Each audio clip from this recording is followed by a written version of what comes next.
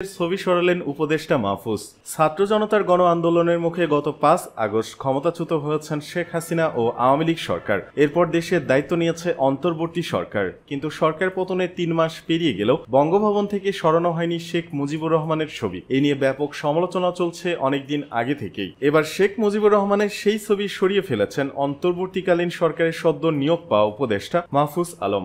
গতকাল তিনি সহ ৩ জন নতুন উপদেষ্টা শপথ নিয়েছেন। এর আগে প্রধান উপদেষ্টা ডক্টর মোহাম্মদ ইউনূসের বিশেষ সহকারী হিসেবে দায়িত্ব পালন করছিলেন তিনি। অন্তর্বর্তী সরকারের উপদেষ্টা হিসেবে শপথ গ্রহণের পর দিনই শেখ মুজিবুরের ছবি বঙ্গভবন থেকে সরিয়ে ফেলেছেন তিনি। কেন এই ছবি সরিয়েছেন তার ব্যাখ্যাও তিনি সামাজিক যোগাযোগ মাধ্যমে এক পোস্টে তুলে ধরেছেন। মাহফুজ তার পোস্টে লিখেছেন, দরবার হল থেকে শেখ মুজিবুর রহমান পোস্ট ৭১ ফ্যাসিস্টের ছবি সরানো হয়েছে। এটা আমাদের জন্য লজ্জার যে আমরা ৫ আগস্টের পর বঙ্গভবন থেকে তার ছবি সরাতে পারিনি, যার জন্য ক্ষমা প্রার্থী। কিন্তু মানুষের মধ্যে জুলাইয়ের চেতনা বেঁচে থাকা পর্যন্ত তাকে কোথাও দেখা যাবে না। ক্ষমা ও ফ্যাসিস্টদের বিচার ছাড়া আওয়ামী লীগের সঙ্গে কোনো সংলাপ হবে না বলেও জানান মাহফুজ। এই উপদেষ্টা বলেন, শেখ মুজিব এবং তার কন্যা বাংলাদেশের জনগণের সাথে যা করেছেন তা আওয়ামী লীগকে অবশ্যই স্বীকার করতে হবে এবং ক্ষমা চাইতে হবে। অগণতান্ত্রিক ৭২-এর সংবিধান থেকে শুরু করে দুর্ভিক্ষ, কোটি টাকা পাচার এবং হাজার হাজার ভিন্ন মতাবলম্বী ও বিরোধীদের বিচার বহির্ভূত হত্যা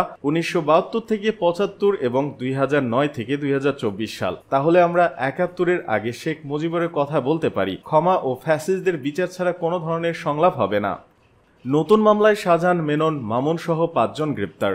বৈষম্য বিরোধী ছাত্র আন্দোলন চলাকালে হত্যার অভিযোগে রাজধানীতে দায়ের করা মামলায় সাবেক মন্ত্রী শাহজাহান খান, রাশেদ খান মেনন ও সাবেক আইজিপি চৌধুরী আবদুল্লাহ আল মামুন সহ ৫ জনকে গ্রেপ্তার দেখিয়েছেন আদালত। গ্রেপ্তার দেখানো অন্যরা হলেন আওয়ামী লীগের সাংগঠনিক সম্পাদক আহমদ হোসেন ও সাবেক এমপি আব্দুস সোবাহান গোলাপ। এর আগে সোমবার কারাগার থেকে তাদের ঢাকার চিফ মেট্রোপলিটন ম্যাজিস্ট্রেট আদালতে হাজির করে পুলিশ। এরপর তাদের এসব মামলায় গ্রেপ্তার দেখানোর আবেদন করেন মামলার তদন্তকারী কর্মকর্তারা। আবেদনের পরিপ্রেক্ষিতে ঢাকা মেট্রোপলিটন ম্যাজিস্ট্রেট মেহেদী হাসান তাদের এসব মামলায় গ্রেপ্তার দেখান। এরপর তাদের কারাগারে পাঠানোর আদেশ দেন আদালত। এদিকে পল্টন থানার যুবলীগ নেতা শামীম হত্যা মামলায় শাহজাহান খান, রাশেদ খান মেনন, চৌধুরী আবদুল্লাহ আল মামুন, আব্দুস সোবাহান গোলাপকে গ্রেপ্তার দেখানো হয়েছে। রাজধানীর যাত্রাবাড়ী থানাধীন মনোয়ার হাসপাতালের সামনে রফিকুল ইসলামকে গুলি করে হত্যা মামলায় আহমদ হোসেনকে গ্রেপ্তার দেখিয়েছেন আদালত। এছাড়া মিরপুরে ২টি হত্যা মামলায় চৌধুরী আবদুল্লাহ আল মামুনকে গ্রেপ্তার দেখানো হয়েছে।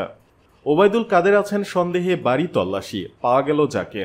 আওয়ামী লীগের সাধারণ সম্পাদক ও সাবেক সেতুমন্ত্রী ওবায়দুল কাদের অবস্থান করছেন এমন সন্দেহে চট্টগ্রাম নগরের হালি শহরের একটি বাড়িতে অভিযান চালিয়েছে পুলিশ। পরে ওবায়দুল কাদেরকে না পেয়ে তার স্ত্রীর বড় ভাই নুরুল হুদা বাবুকে থানায় নিয়ে জিজ্ঞাসাবাদ করেছে পুলিশ। গত শনিবার রাতে হালি শহর থানার এলাকার আগ্রাবাদ অ্যাক্সেস রোডের আর টাওয়ারে এই অভিযান চালানো হয়। ওই সময় নুরুল হুদাকে থানায় নিয়ে যাওয়া হলেও রবিবার সকালে তাকে ছেড়ে দেওয়া হয়েছে। বিষয়টি নিশ্চিত করেছেন কোতালি থানার ওসি ফজলুল কাদের। তিনি বলেন, গোপন সংবাদের ভিত্তিতে ওবায়দুল কাদেরের স্ত্রীর বড় ভাই নুরুল হুদার ফ্ল্যাটে অভিযান চালানো হয়। পরে জিজ্ঞাসাবাদের জন্য নুরুল হুদাকে থানায় আনা হয়েছিল। ওবায়দুল কাদের সংক্রান্ত বিভিন্ন বিষয়ে তাকে জিজ্ঞাসাবাদ করা হয়েছে। পরে কোনো মামলা না থাকায় তাকে ছেড়ে দেওয়া হয়েছে।